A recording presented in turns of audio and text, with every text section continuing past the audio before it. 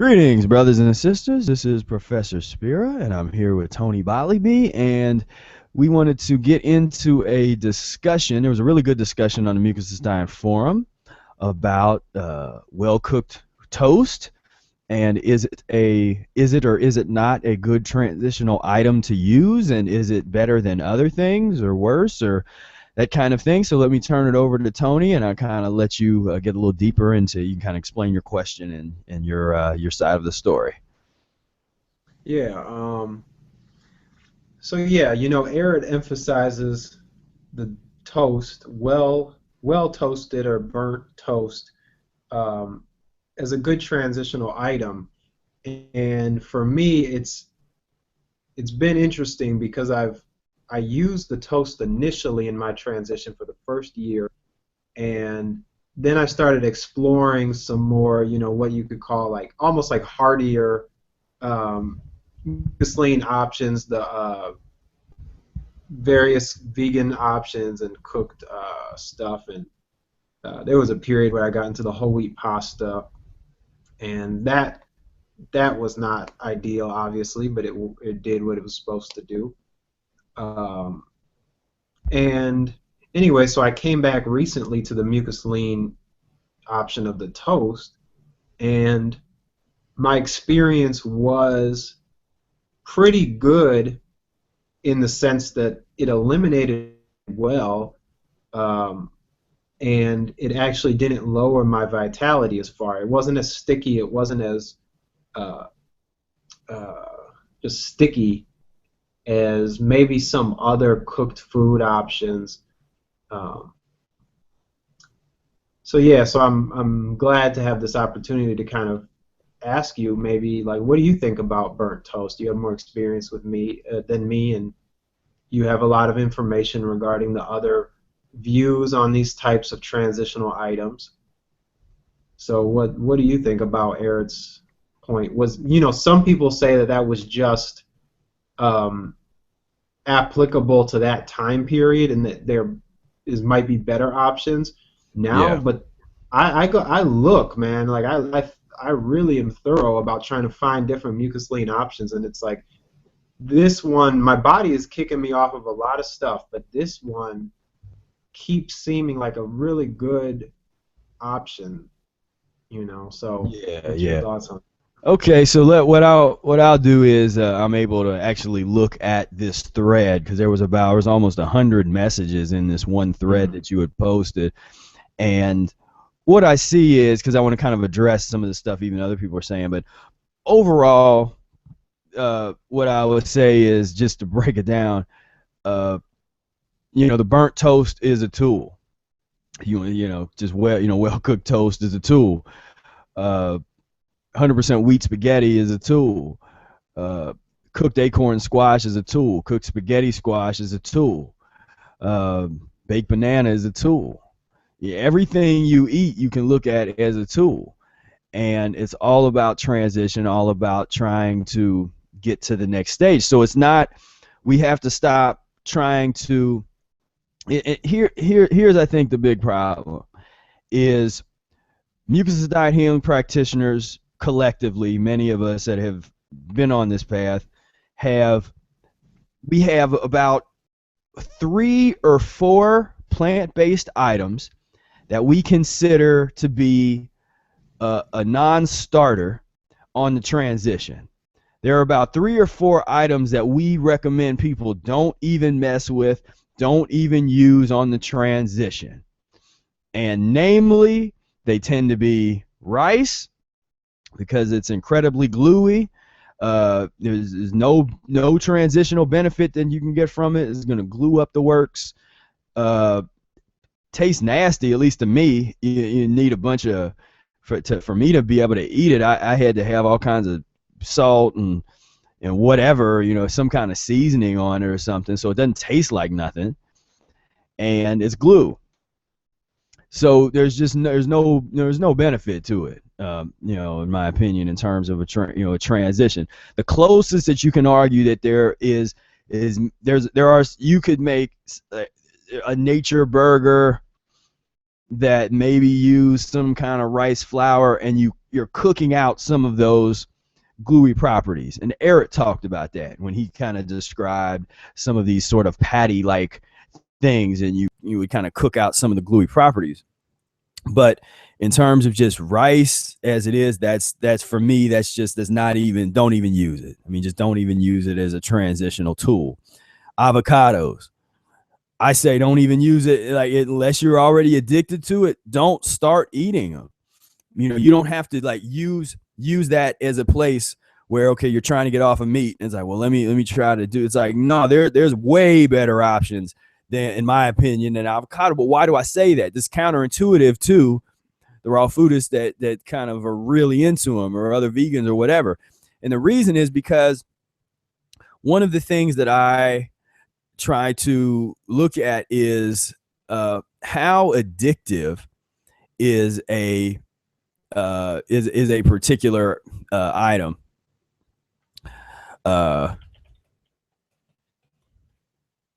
Had a little technical difficulty there.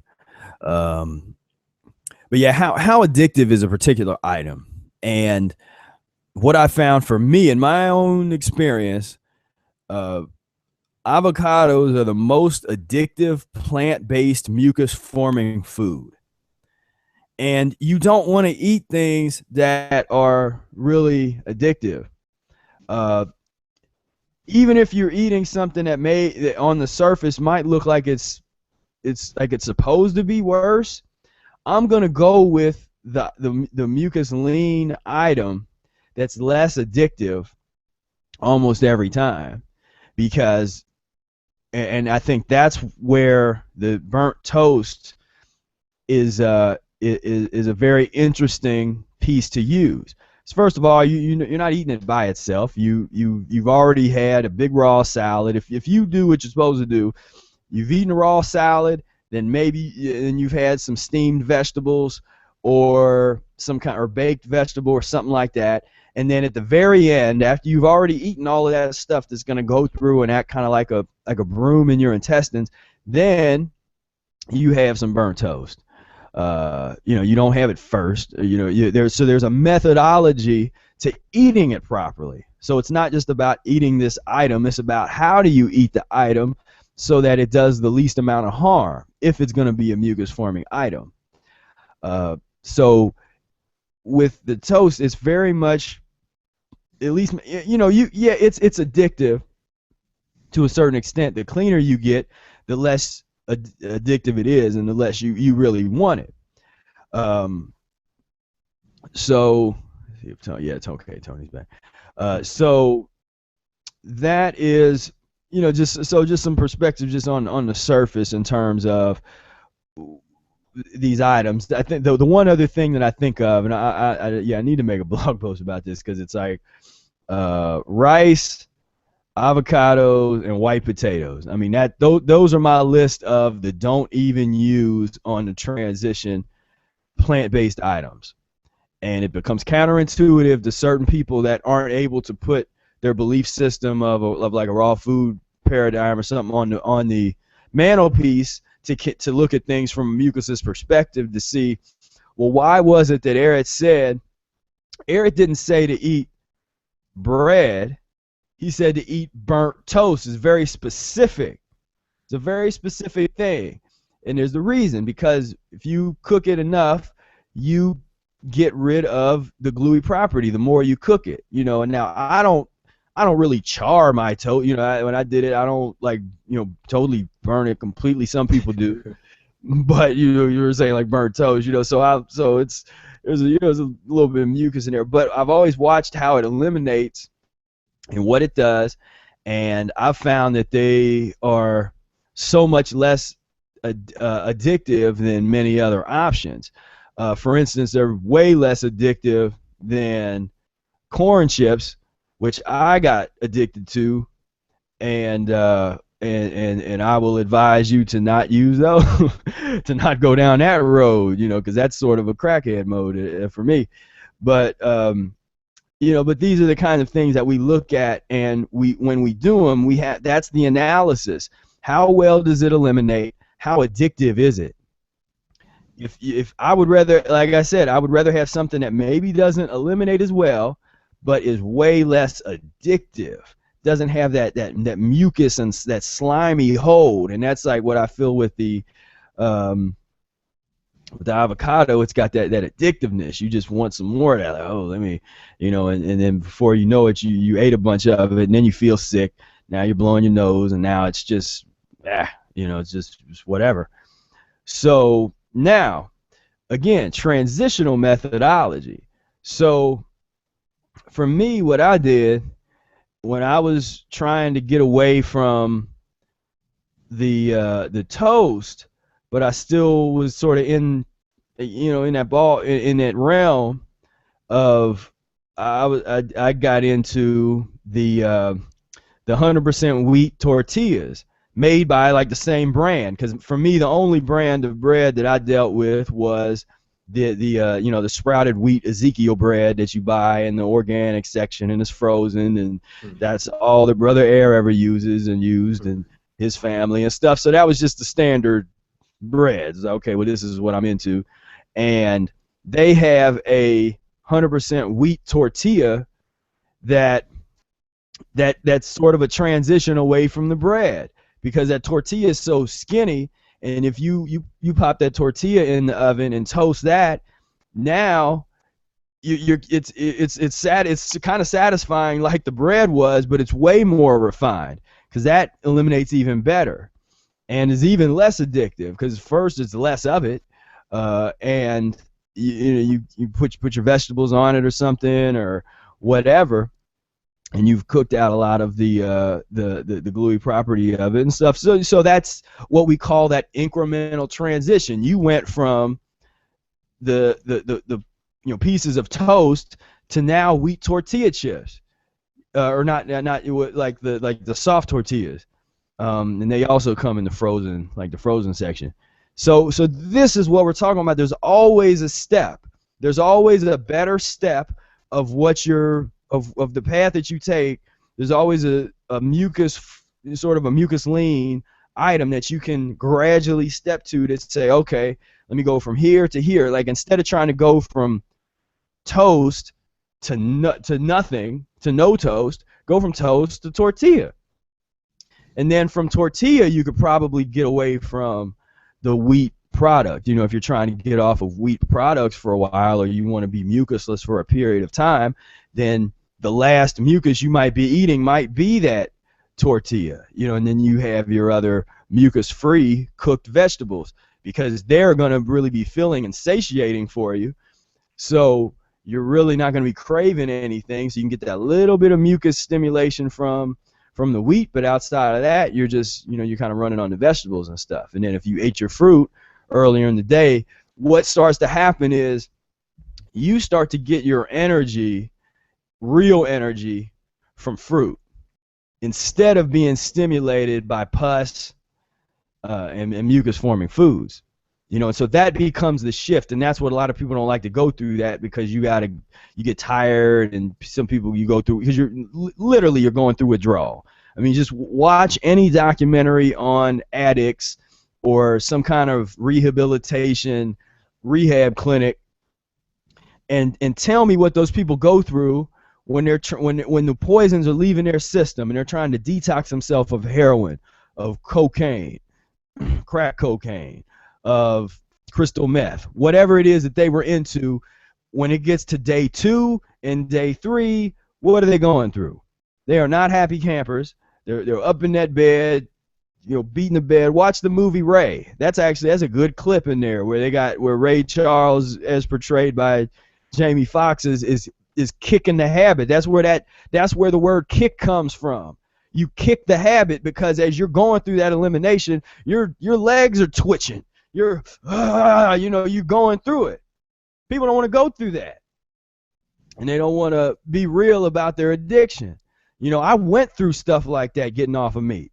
And some vegans look at me like, really? Like, I don't know, I got off of it pretty good. I mean, I was screaming into pillows and beating my bed, and that stimulant was leaving me. And a lot of people, people sometimes are self-conscious about what they do when no one's around. You know what I say? You know, do what you need to do with the elimination. You know, if you need to scream, scream. You need to, punch your bed, punch your bed. Don't punch a wall. Don't hurt yourself. Be rational, but you need to get that out. And what is it?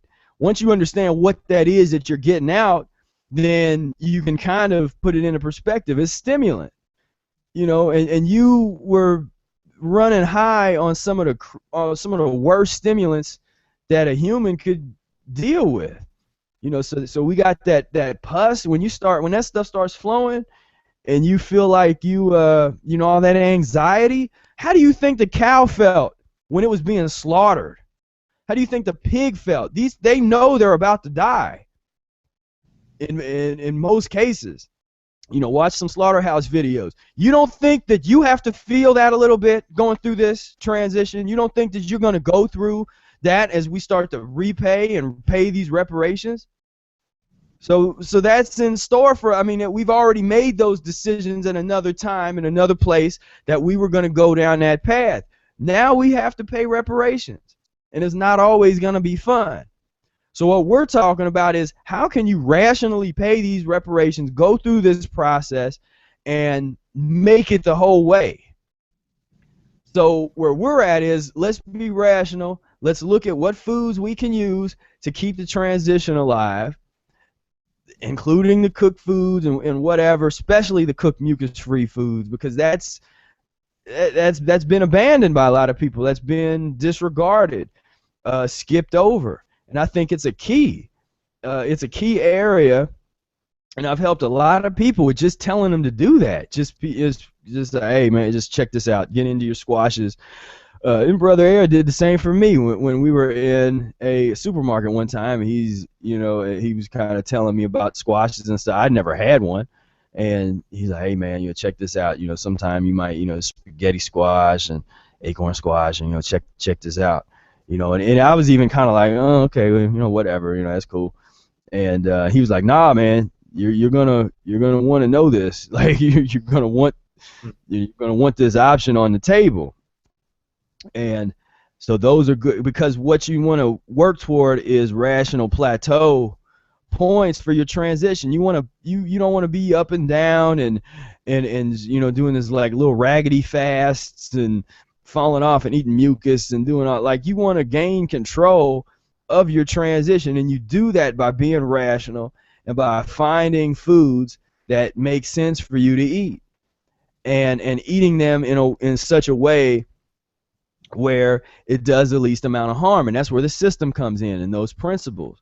And so, and I got my list. You could refer to my list of my favorite foods for just the Mucusless diet. It includes both the mucus-free and the mucus-forming foods for transition. There's not specifics on how to prepare anything or stuff, but the items are in there. Just a list. And I think that can be a helpful list for folks. So, okay, so that's that part of, just in terms of, just don't be like the point that, and it's kind of hard to make this point, but the point I was trying to make is, we have to be specific and selective about what we're going to obsess about. Because the problem, when I looked at the Facebook thread, the main disagreement and kind of tension or problem is, everybody's obsessing about different things. And that's one of the things that's very different from mucusless diet versus some of these other systems and that's an interesting way to analyze a community. What is it that a particular community obsesses about? Because there's kind of an identity creation a part of that process, and you could go community to community and look at what they obsess about. And I give a million examples, but there's these kind of, whether you do it in politics, what do this political party obsessed about, or you do socioeconomic, is there certain things that these people are, but the smaller communities of people or countries or whatever, there tends to be there's aspects of their character where they obsess about certain things. And within the plant-based sort of arena of these different plant-based diets, everybody obsesses about different things. So on one hand, we all agree that plant-based, for the most part, that plant-based is where it's at. But we disagree on what to obsess about. For instance, the raw foodists are going to obsess about cooking is evil. Cooking is the foundation of human illness. So I would rather be raw at all costs.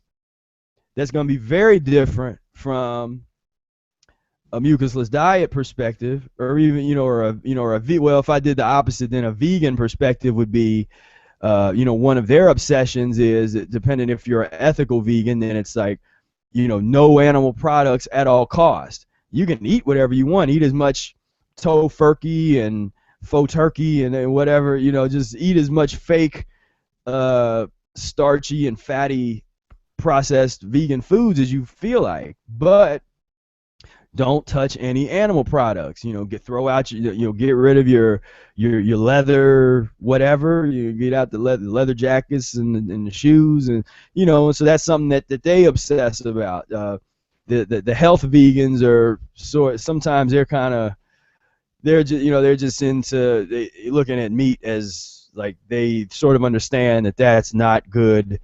And some of them will still have that ethical thing, but they'll be more into just knowing that the meat is not a good thing to be eating. So with the mucusless diet, our focus and obsession is going to be on some different things. So instead of obsessing about wheat products, we tend to not do that, because we're not looking at individual we're looking at how fast can something leave the body, and is there any eliminative property to it. So I never tell anybody to eat bread, just go eat some bread or go eat some wheat bread. We say toast, and so it's very specific, because you've got rid of the gluey properties, and so that's about the extent of that particular tool. Another thing that is going to be a source of our obsession is, again, those 3 to 4 plant-based items that we say stay away from. Your avocados, your rice, and your white potatoes. Just off rip, like we're not really gonna use that too much as a transition tool, or at least most of us. Some people do, but so just the point of that is,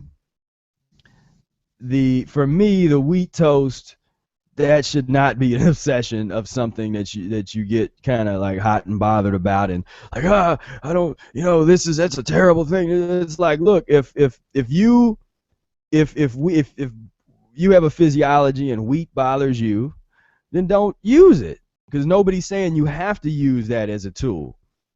But for the people that use it and find the similar experiences that Tony and I had and Brother Air had, then it's like, okay. And so when I say something about like, it's not that big a deal, because we're not obsessing about that. The majority of things we really don't obsess about. But people can't get past those 3 things that we say avoid at all cost. Until you can get past those 3 things, you'll probably think that we're intense, because I don't think we are.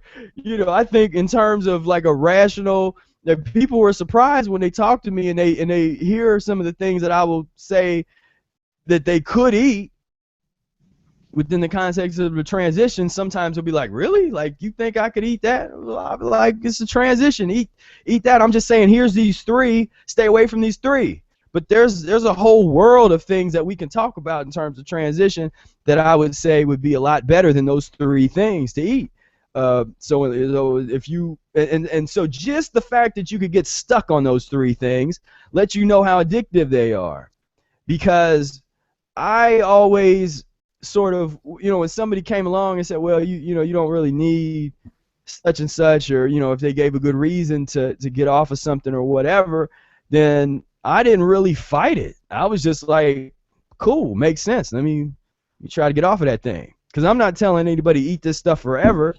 It's a step, to get to a better, a step up to get to a better spot, and it tends to be a better. And again, it's where you're coming from. If you've already been raw vegan for years or something, you probably don't. Maybe you don't have to go back to the well toasted wheat bread. There's other things that you can kind of be doing. For you, maybe just going back to the cooked mucusless vegetables is enough. But the thing is, watch your addictions, watch your transition, and you're gonna and know that that's there for you. A lot of this transition stuff is knowing that these options are there, so that when something happens that you couldn't have imagined happening because you didn't have the foresight to think that you would ever crave a certain thing again, when that craving comes and now you feel like in this crackhead mode or something, you need to know what are the best options for you to go back to. Best practices. What are the best options that are along the lines of the transition?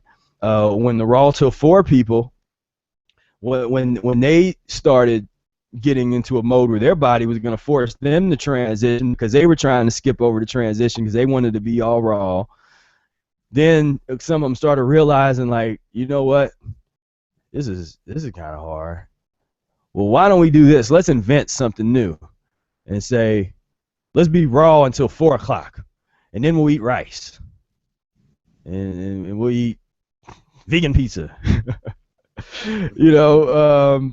Like, are we just gonna make this stuff up out of nowhere? Like, raw to that's called the Mucusless Diet Healing System transition diet. That's a fundamental. I did that for years. I mean, the majority of my transition consisted of no breakfast, fruit in the afternoon, juice after that, and either a raw salad or a salad with cooked mucus-free vegetables with it in the evening after 4. So I don't know what the big deal, what the deal is. I just don't know what the big deal is, like, what is so hard about accepting that you have to transition, that this thing, that the transition and is natural. You didn't get into eating the way you eat in a couple days or a couple lifetimes, in a couple generations, and you're not going to necessarily get out of it that quickly. And so to embrace and allow the transition to really be a part of your being in life, to me, just makes it all better, in the long run, because all of that stuff that I see when these different people kind of fall off the wagon, almost every time it has to do with lack of transition. And yeah. Well, let me ask you this, man, because that's great information, and some questions came up for me. Some people mention the nut patés or the seed pâté type things, and I kind of put that in the category of avocados. Like, I don't consider that as something that eliminates very quickly at all compared to the toast. So that's one question about, what do you think about those, the seed pâtés and stuff, like sunflower seeds in the blender with some oil or water or whatever?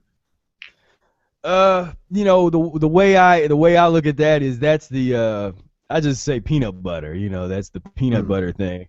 And for me, I mean, I used, because Brother Air he went through a period where he ate, and this will blow everybody's mind, but he ate toast with peanut butter and jelly.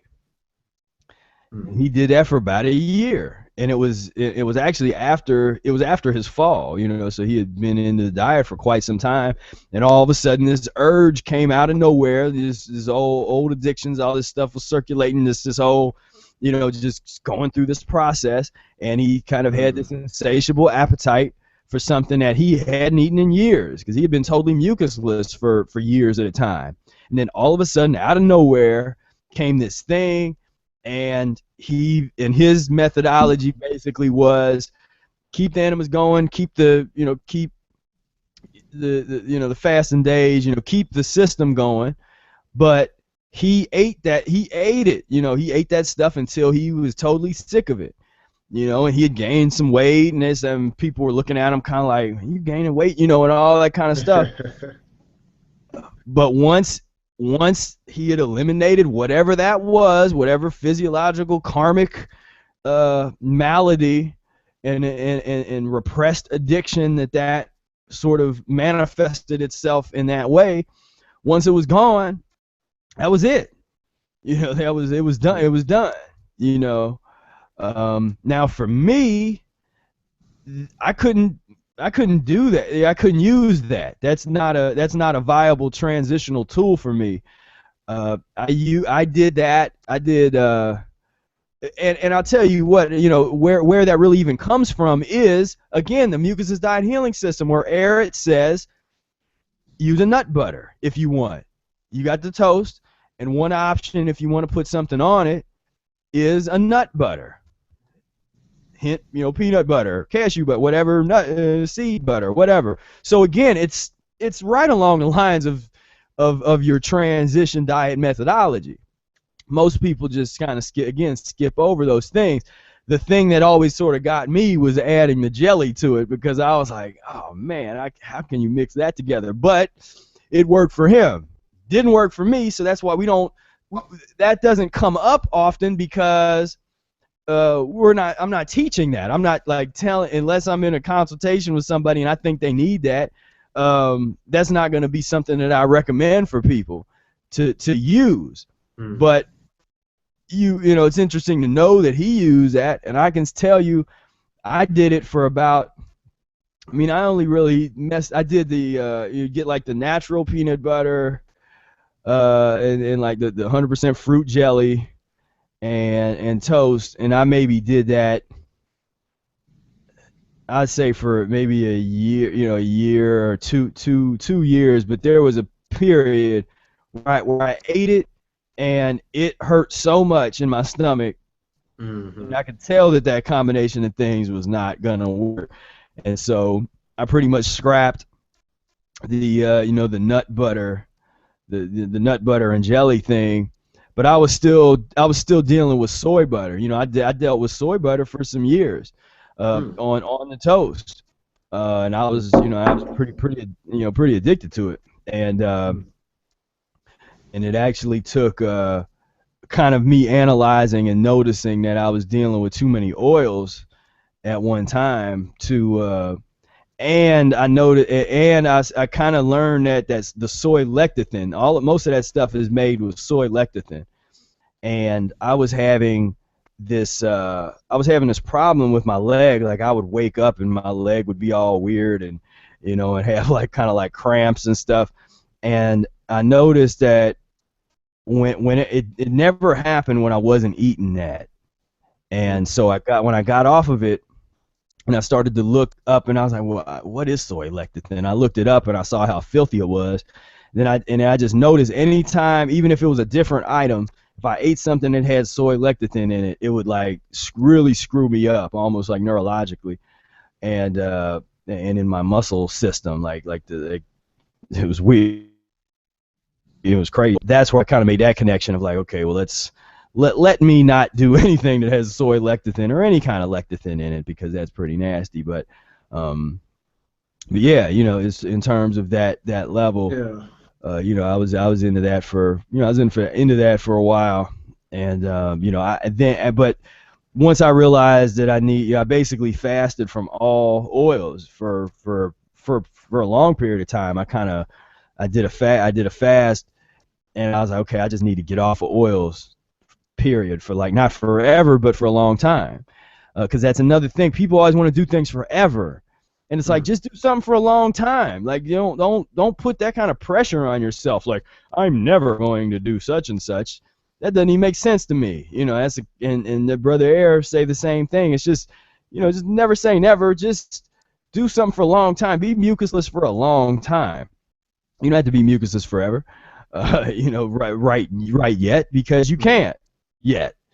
be real about that. But Yeah. yeah. So like now, my response to that would be that toast can't be compared to something like a nut butter.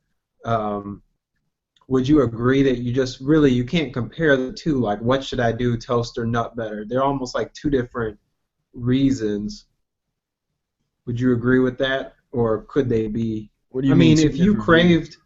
if you Well, craved the nut butters, you could use toast to get off of them. But I'm saying, like, transitionally, when I talk about toast, I'm talking about like uh, really in between mucusless periods.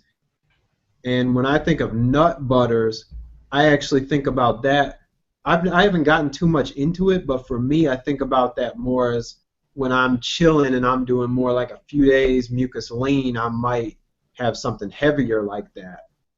well, So they're I mean almost two different the levels. the thing is like I said, the only nut butter usage that I know of that's sort of in the mucusless diet that's a frame of reference from a mucusless Hmm. perspective is a little bit of nut butter on toast.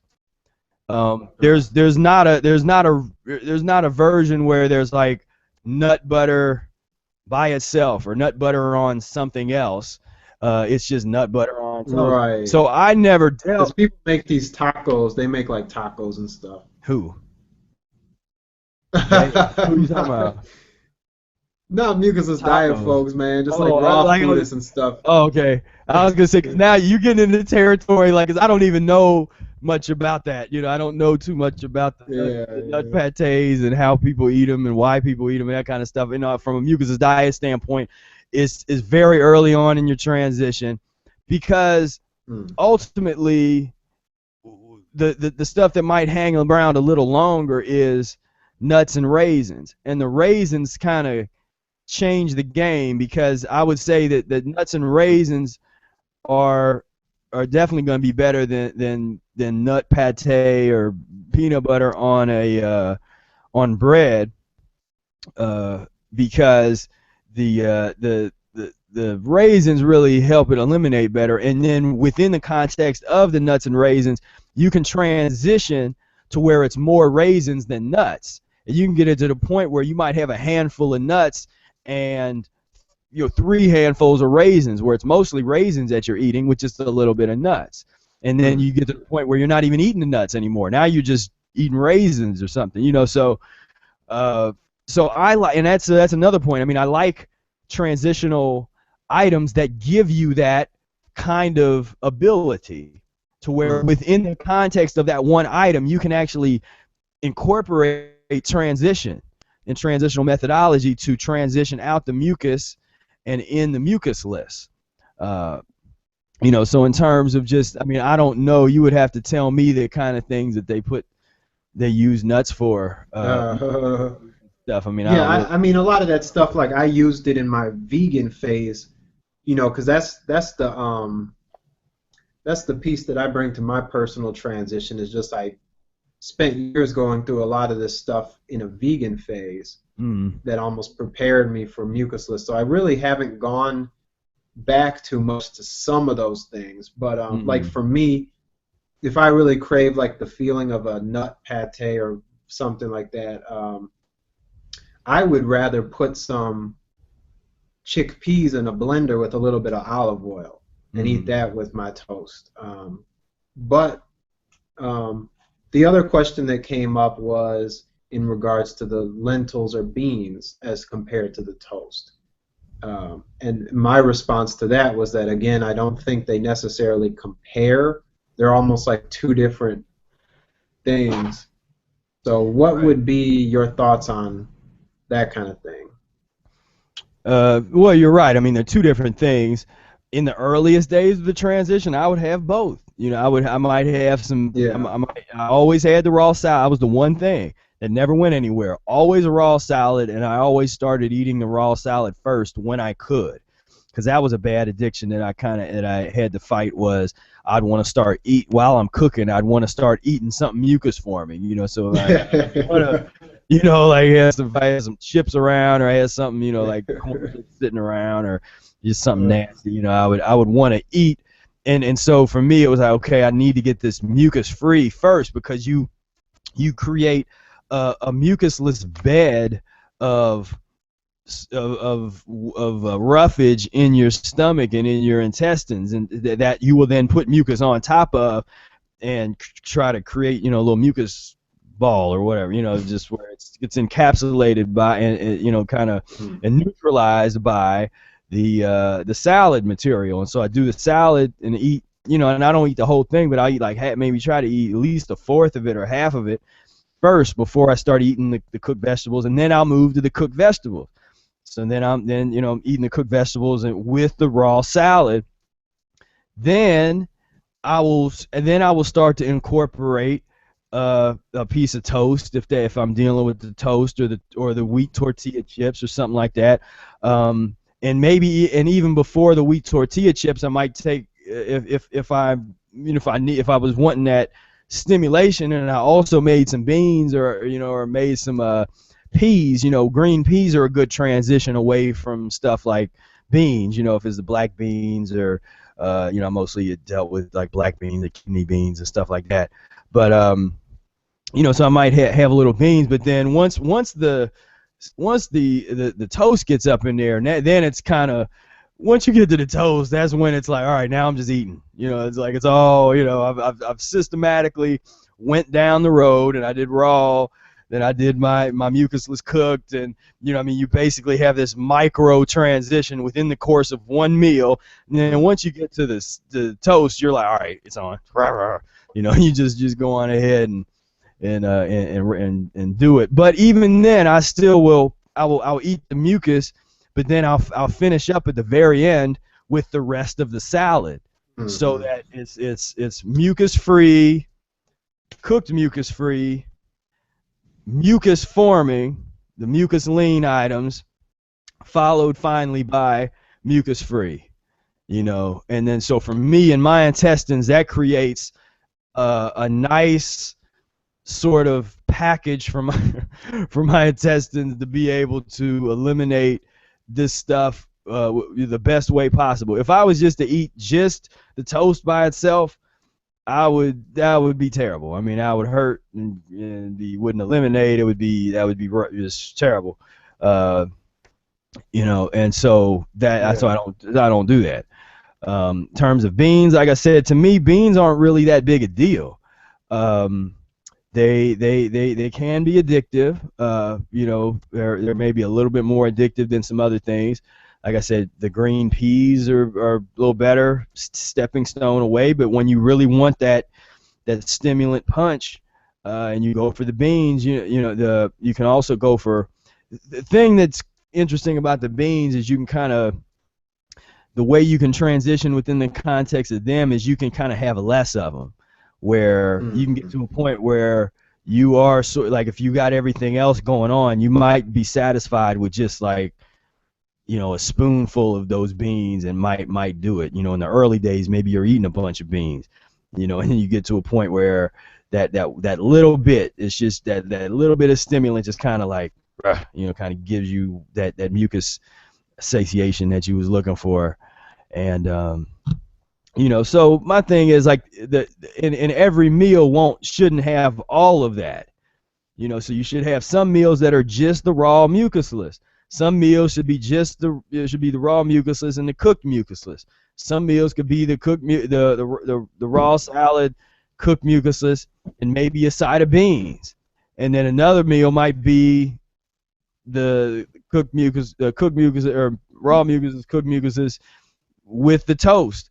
And then on the days when you're really, you know, like, oh man, I'm really craving some crazy stuff, you know, or whatever, then you use all of the above.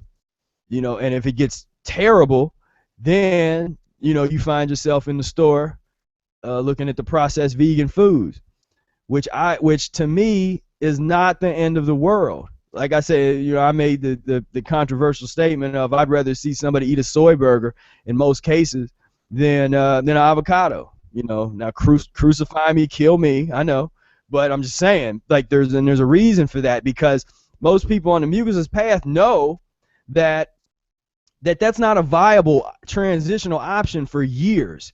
You shouldn't be eating soy patties and the whole nature burger things. And again, Eric talked about the wheat gluten, which was the earliest form of that fake meat stuff. And he never said to eat it a lot, but if you're somebody coming off of meat and you're struggling, then man, go eat you a soy burger, man. But again, do it within the context of that transition methodology that we talked about earlier. Because if you do that and you're doing the enemas and you're getting into your fasting, you're going to get to the point where you can no longer eat that. You're no longer going to crave it. Move on with your life. And you get to the point where all you want is mucusless. And that's when you know you're starting to get somewhere. When all you want is a salad and cooked mucusless, because this shouldn't be like a struggle. Like when it comes to the actual eating part, right. It shouldn't be a struggle. Like there's no, like I said, I've never been hungry on the Mucusless diet. When I wanted to eat, I ate, and there's times when I ate a lot, and there's times when I indulged in the mucus, but at the same time, I was also when the opportunity arose, I was trying to push the ceiling higher and higher, so that and as I pushed the ceiling higher, it brought everything up. And so as I got higher and higher, when I did go back down, there was only so far I could go back down. So you might go where back in the day, if I went back down and I was dealing with, I might have a mucus period for a week or two. I'd just be dealing with beans, be dealing with the burnt toast, be dealing with whatever, that might have lasted for a week. Now that might last for a day because that's all my body can handle. And a lot of that is there's a little bit of that mental addiction to be there, because but this is all about that reprogramming, because you almost have to your body has to go, and your mind have to go through this process of, like, okay, I used to eat that used to make me feel good. I used to get high eating that. And there's a part of your mind that really hasn't accepted that that's not for you yet. And until you experience the pain enough, then you're like, let me try this. And then all of a sudden you're like doubled over and or throwing up or whatever. And you're like, okay, I guess I can't eat that no more. I'm too clean to eat that. And you learn and you move on and you don't go back again. So that's the thing. So yeah. So I mean that's kind of my response to that. Yeah. I think you did a good job summing that up. Something that I've been thinking about lately is, as the mucus lean options get further and further apart, it's really all about being mucusless. Like, these mucus lean options are going to come in here and there, and they're going to be what they are.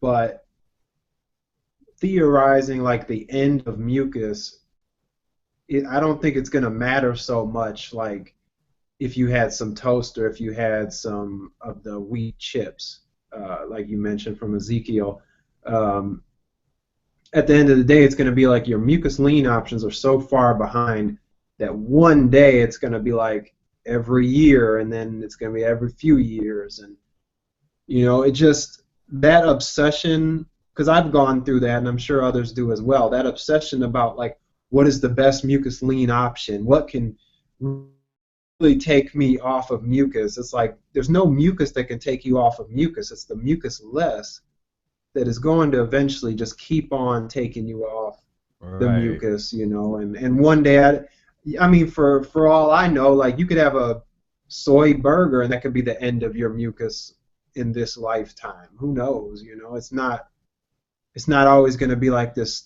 You know what I'm saying? This like exact option that's perfect, and then you don't come back. Yeah. And that's the thing. It's like we say, that real rational. Always trying to be rational about these things, because it's for a lot of people, the transition is not what you think, because again, you're trying to bring stuff from these other systems of thought, and they really don't correlate with the Mucusless diet.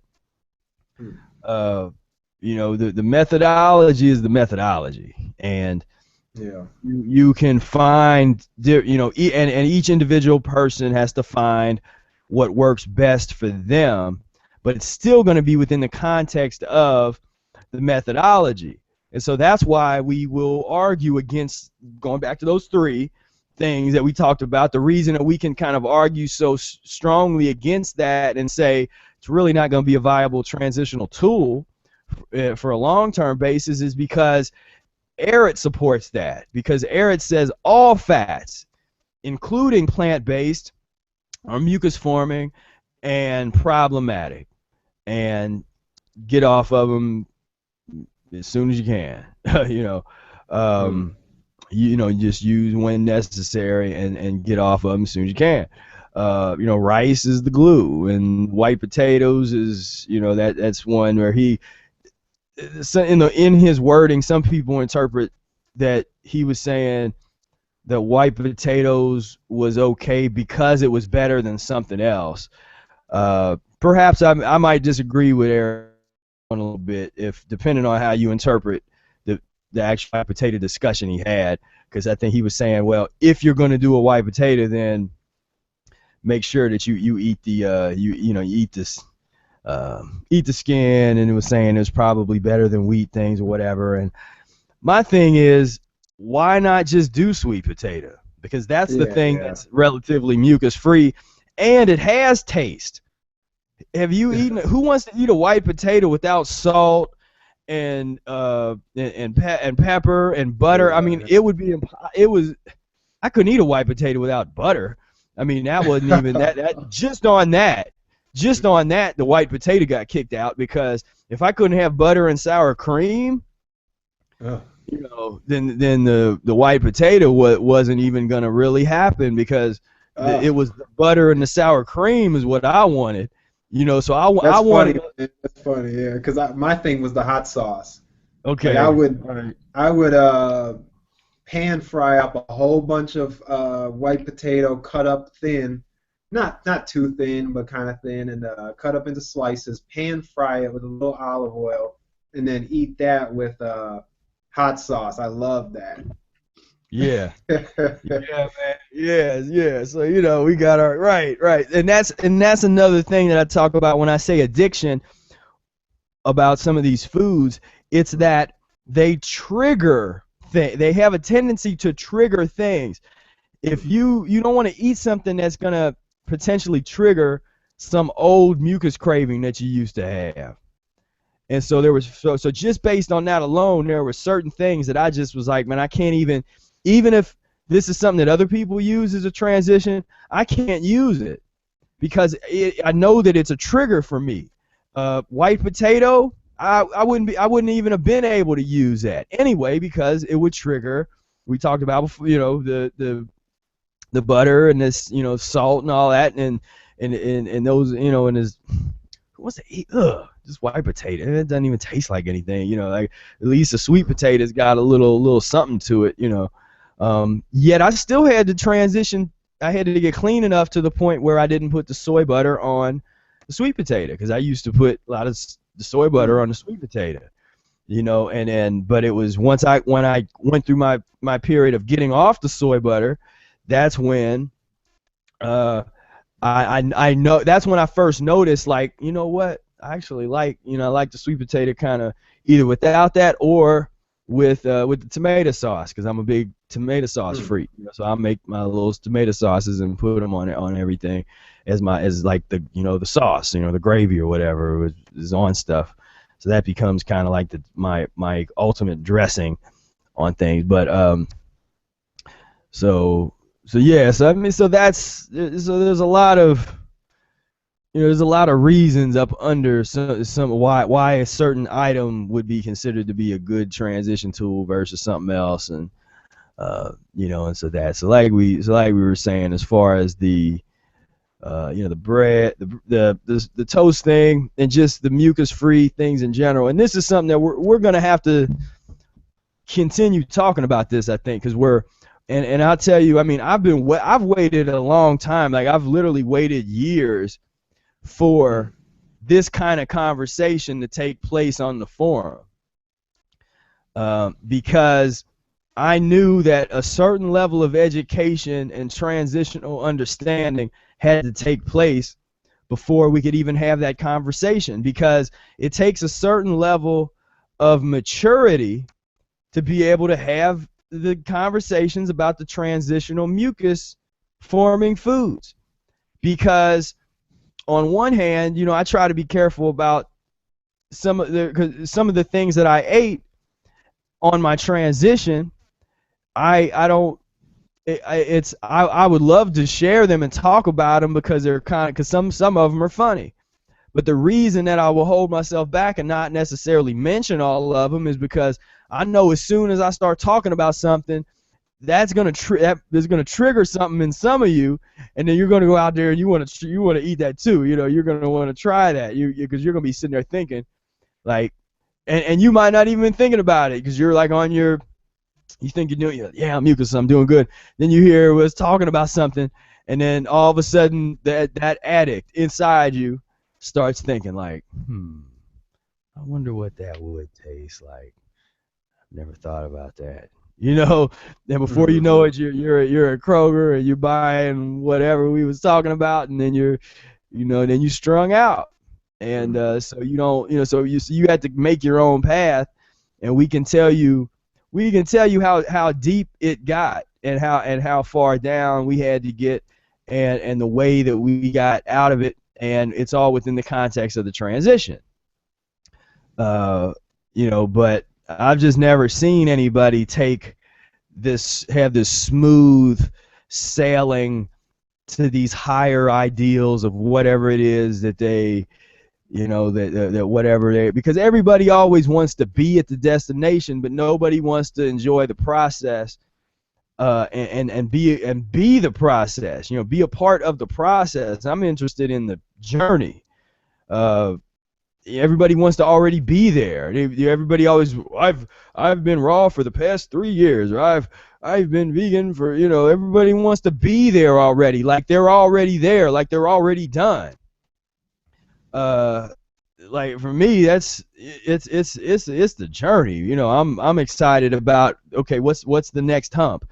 What's the next thing? What's the next food item to get rid of, or what's the next spiritual journey, or what's the next, what's this. I enjoy this journey. I enjoy this process. As hard as it gets, as challenging as it gets, as scary as it can get, I love this journey, and so I focus on the journey and the process, and not on, and not obsess about the ideals of where, because we can talk about that philosophically, of what's the potential of humanity, and where can we go, and transmutation of the human body, and the Mucusless diet, and black holes, and illuminated skin. I mean, how far do you want to go? We can go.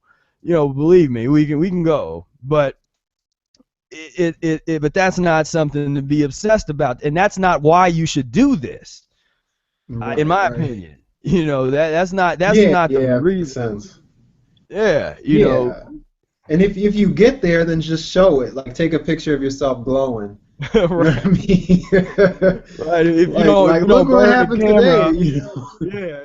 Yeah. I became a black hole today. You know what I mean?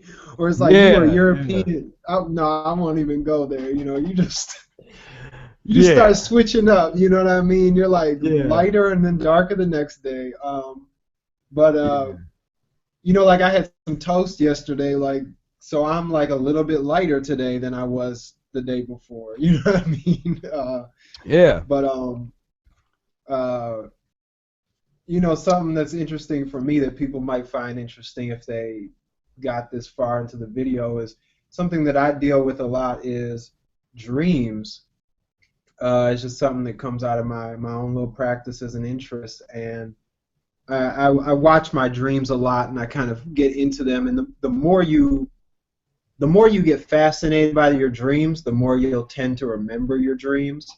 But how that works for my transition is, if I dream about something, then I know that potentially I could eat that in a next lifetime.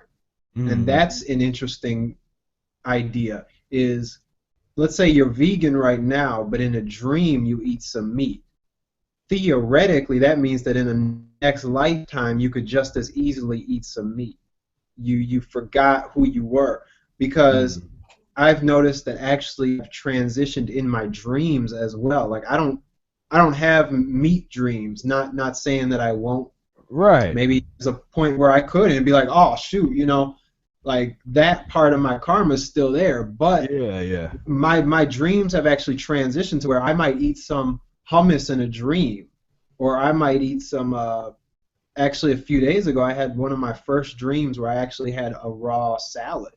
Mm. Um, Mm. I was with some friends at my student center here at college, and they were eating like McDonald's or something, and I actually got up and went over to the salad bar, got a salad, and came back, and I ate with them, having a salad.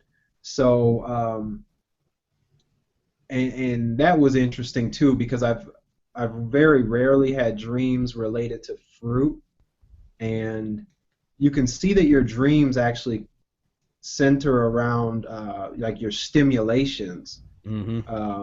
So it's like you might have a dream where you're real angry, or you're real sad, or you're real scared, um, or you might have a dream where it's like you're eating junk, or for me, I might be smoking. Like I'll still have dreams where I'm smoking weed with my friends. Mm-hmm. Uh, and so it's like the dreams always have to do with these old stimulants that you're still trying to live out. It's like these karmic impulsions to recreate these old scenarios.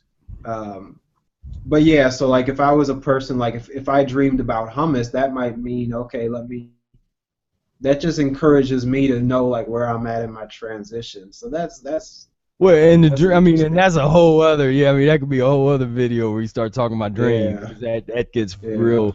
That can get personal to each person and what they're going through, and and for yeah. me, they've always been more sort of training sessions. It's like these kind of astral training sessions, and Mm, because I would definitely remember when I was really getting off of meat, and I'd been totally meat free for maybe a month or two, but I was still doing this like vegetarian chili kind of thing, and in my dream. And I remember, and I think I was I was like playing flag. I was like on this little flag football thing at college, or soccer. We were doing something, but in my dream, I was at a soccer game, like on the field, and we were it was like in between playing or something. But then somebody brought out this big pot of chili, and they were saying that it's vegetarian. And then but I was kind of questioning them. I was like, man, are you sure this ain't got no meat in it? I can't eat meat. I don't eat meat anymore. I was like, and they're like, oh yeah, no, it's cool, it's cool, yeah, yeah. So I got a bowl of it and started eating it, and then like after I had eaten a bunch of it, the guy was started laughing. He's like, man, I lied to you, man. It's got meat in it, and the oh. anxiety that I had, like that was real. So like Hmm. that experience happened to me, but it just didn't happen to my physical being. But but the emotion and the emotional elimination and sort of that the feeling of that was real. Like that happened because I woke up all like with that great anxiety and this guilt and this and this sort of half depression and this whole experience, and and I came to and I kind of realized, but it still took a while. Like that really affected me to the point where that was an important, like that dream was so important that it might have been one of the things that got me to stop eating in restaurants, Mm. because the uh, the understanding of the threat of cross contamination, and are you going to take that chance? That level of consciousness sort of came out of that dream, because I kind of was like, man, I can't trust nobody. Like, I don't care if it's because even family will tell you, oh, I don't think there's nothing in this. These are vegetables. Like, yeah, but is there butter? Well, I don't know. I don't think so. I think that. no, thank you. You know what I mean? That's like, because they're not it. They don't care. They're not that into it. They're you know, Right, right. it's not a thing to them. It's not something they care about and passionate about, and they don't think they're doing any harm. Um, you know, and so they'll have the best intentions, because that's happened to me. Be like, hey, some vegetables, and be like, well, you know, I think they're good. Well, I think isn't good enough for me. Like that, I don't live not when pus is on the line. It's not. I Right, think this right. is good. So I learned that if I wanted to eat something, like I was gonna have to make it myself, Yeah. and have control over it, and I wasn't gonna allow, cross contamination, and allow somebody to slip something in there. Just it just made sense. So I'm gonna control what I can control. So that was like a real important dream. Yeah. And Yeah, man, that's interesting. but I really hadn't had, like, there's very few eating dreams that I even really had after that. Yeah, Everything we had, was yeah, I remember you said that, yeah. Because I have them, man, I go through them all the time. Like not necessarily eating dreams, but I'll have dreams related to stuff like almost every night now. wow. Um, because it's like if I eat some mucus, I'll have that kind of elimination type dream, or if I'm fasting, I'll have a dream on that level. Uh, and they're very different. Like the fasting dreams are like prophetic, you know what I mean? And then Right, right, right, the right. mucus dreams are like sweating and like anxiety and stuff. Yeah, yeah, yep. I mean, that's it, man. I mean, that's Yeah. so that yeah, it gets into gets into Yeah, deep that's stuff. another Yeah, topic. yeah. What? Yeah, we'll We have to can we do. can hit that, keep that gem in at the Yeah, end, you yeah, know. we will we will, sometime we'll do a video just on dreams and really analyze that whole process, because I mean, at that point now you're getting into the astral realm, and Hmm. start talking about the out of body experiences, and these and what that's about. Like, how is that related to the whole mucus free perspective. um Right. That's how I flip it, man. Is like it becomes a paradigm of my transition. So maybe if anybody wants to hear that video, they can put a comment saying, "Yeah, make that." yeah, That yeah, might yeah, do encourage that. us to do that. Yeah, right, encourage us to check it out. But so yeah, man, so I think we'll cut this one off. I think we kind of went through and talked. I got a lot of blog posts coming out that are all that are dealing with transition in different ways. So I had the post that came out yesterday. You can check that out. That's kind of an allegoric analysis of why the transition is important. And then tomorrow there's something that I wrote Tony a while back that Tony said really kind of helped him in his path, transitional discussion that we had. I'm gonna be releasing that tomorrow. And so this is making this push just because I just think it's so important. This is just the missing link to a lot of people's practice. Just a lot of people's what people want to accomplish. They're missing this piece. They're missing the transition piece. And I try to open it up. I try to compare it to other things, because if you understand transition in a different context, then you should be able to carry that methodology over to diet. Because I started off really understanding transition as a musician and an artist, because Hmm. you don't learn how to play, become a professional musician and play some of the hardest music that was ever created. You don't learn to do that overnight. You have to practice 10 to 15 hours a day for years and years and years, and then maybe, and you're still not on the level of a John Coltrane, but maybe you can play a couple of his songs. So I mean, you can spend your life practicing, and you're still not, you're still not gonna be at these heights that people think they're gonna get to overnight. I've seen people do that. There's people that do that in music, that that more of the amateur kind of people, but they think that they should be able to not practice and become as great as some of these great musicians.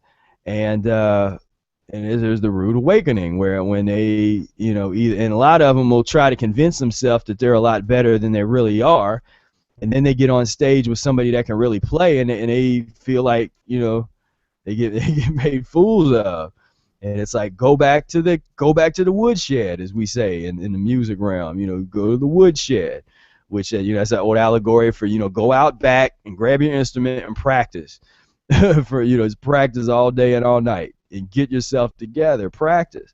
And I always do the analogy with Michael Jordan, where he practiced hard. I mean, he really, depending on what you look at, he didn't necessarily have the kind of natural talent that a lot of other guys had, but his work ethic and practice sessions were just insane. I mean, just how the thousands of baskets that he would shoot from different points in the court, and the calisthenics and things he would do was very a hardcore regimen. But that's what it took for him to do what he did. And so the question is, are you willing to do that work? Are you willing to practice that hard? Because I would say, well, yeah, people could be as good as Michael Jordan, but nobody wants to practice that hard and put that much time and effort in. Maybe you can get a glimmer of the greatness of a John Coltrane, but not everybody wants to put in that kind of time. I mean, read a book of John Coltrane. Look at the kind of practice ethic he had. It was insane. I mean, he would practice non-stop. The only time he stopped playing music was to eat. And then sometimes, if he was really in a big creative mode, like when he was making the famous Love Supreme album, he was fasting. He actually fasted when he was making that album, according to his wife. So, yeah, so that's there, interesting. Yeah. So Actually, I was just gonna say, I was surfing the internet one time, and there was a basketball coach or some kind of athletic coach who he said that he was like in Italy or something like that, and Kobe Bryant was there for some basketball thing, and he actually got a call. Somebody gave his number to Kobe Bryant. He got a call from Kobe Bryant at like 1:30 in the morning, and Kobe was like, "Hey, you're an athletic coach, right, or something? I got your number from so and so." The guy's like, yeah, I am, yup. And he's like, all right, can you meet me in an hour at such and such gym?